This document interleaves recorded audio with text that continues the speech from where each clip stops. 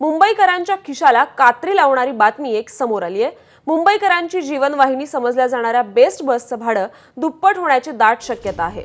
या भाडेवाढीला मुंबई महापालिकेने मंजुरी दिली आहे, तर आता भाडेवाढीचा प्रस्ताव परिवहन खात्याकडे पाठवण्यात आलाय।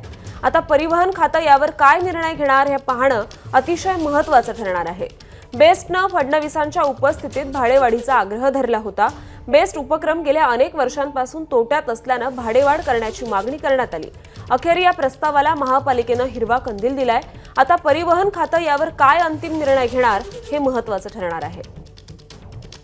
या संदर्भात आपण अधिक चर्चा करूया आपले प्रतिनिधी ईशान देशमुख यांच्यासोबत। ईशान, मुंबईकरांच्या खिशाला कात्री लावणारी एक बातमी, बेस्ट बसचं भाडं दुप्पट होण्याची शक्यता आहे। अधिकचे काय अपडेट्स मिळत आहेत?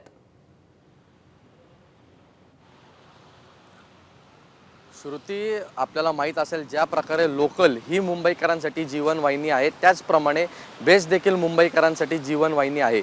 पण अनेक वर्षांपासून बेस्ट ही अत्यंत तोट्यामध्ये राहिली आहे। त्यातून परिणाम असा होतोय की जे कामगार आहेत त्यांचा पगार वेळेवर होत नाही, त्याचप्रकारे त्यांची देणी जी आहे ती देखील वेळेवर होत नाही।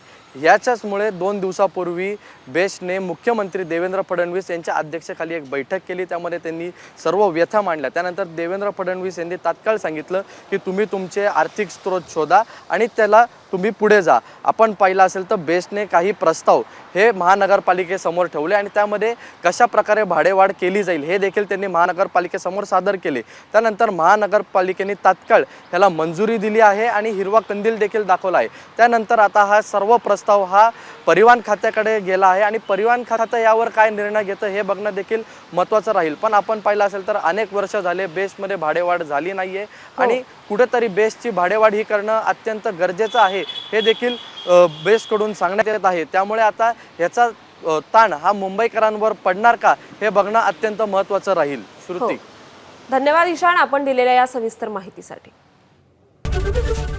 एबीपी माझा, उघडा डोळे बघा नीट।